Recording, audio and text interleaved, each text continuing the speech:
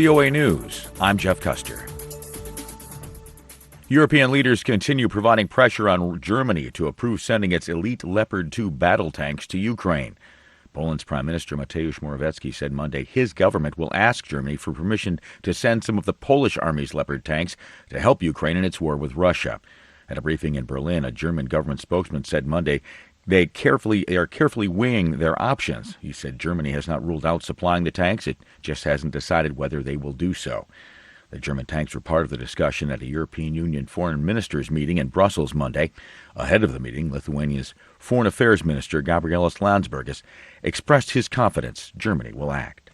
Germany will send the tanks. Unfortunately, we, as those who are waiting for them to be sent, have to wait one more day. At that same EU meeting in Brussels, foreign ministers agreed to impose a new package of sanctions on Iran for its violent crackdown on peaceful protests in the country. Ahead of the debate on the matter, Slovenia's Foreign Minister Tanja Fajon said Iran's government must be held accountable. I strongly condemn the situation when it comes to peaceful protesters, when it comes to women's rights. So I do hope that, and I do expect that we will do that with one strong voice. Last week, the European Parliament passed a non-binding resolution calling for Iran's Islamic Revolutionary Guard to be added to the European Union's terror group list for its role in the crackdown. Human rights groups say more than 500 protesters have been killed since those demonstrations began in October. This is VOA News. The sheriff in Los Angeles County, California, says investigators believe the gunman in Saturday night's mass shooting at a dance hall tried to attack another location.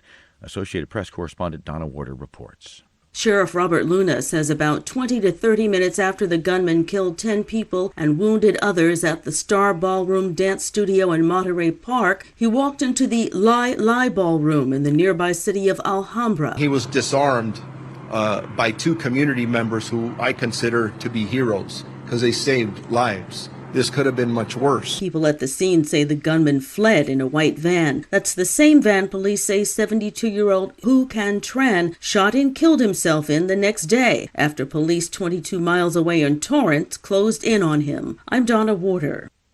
The Doomsday Clock, created by the Bulletin of Atomic Scientists as an indicator of the world's susceptibility to apocalypse, could be updated Tuesday. VOA's Tommy McNeil has more. Atomic scientists will announce whether the time of the symbolic clock will change at 1500 GMT Tuesday. The bulletin was founded by scientists who helped develop the United States' first atomic weapons.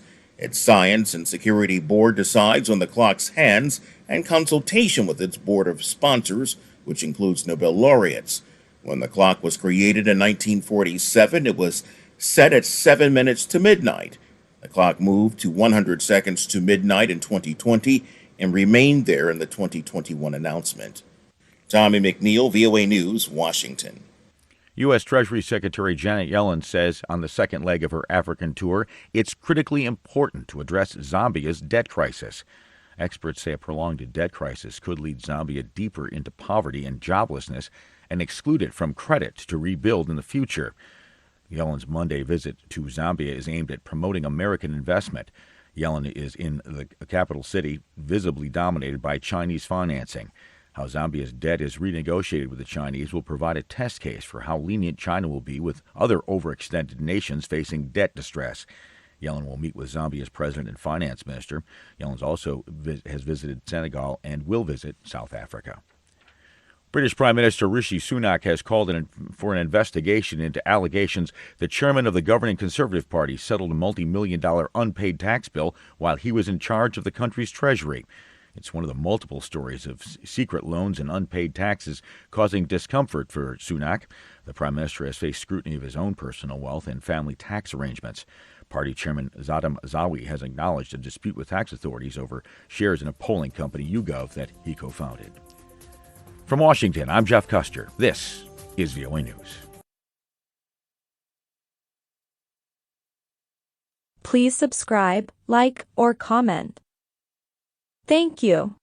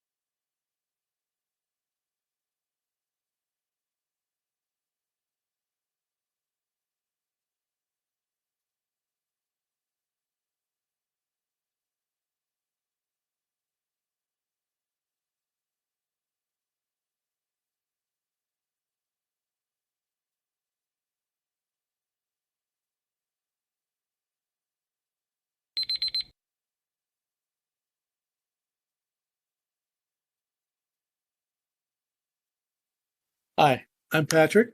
I'm an American. I grew up in the U.S. I am a professional English language educator with extensive experience in teaching English, especially English for academic purposes, test preparation, and general English to university students and adults of all levels from A1 to C2.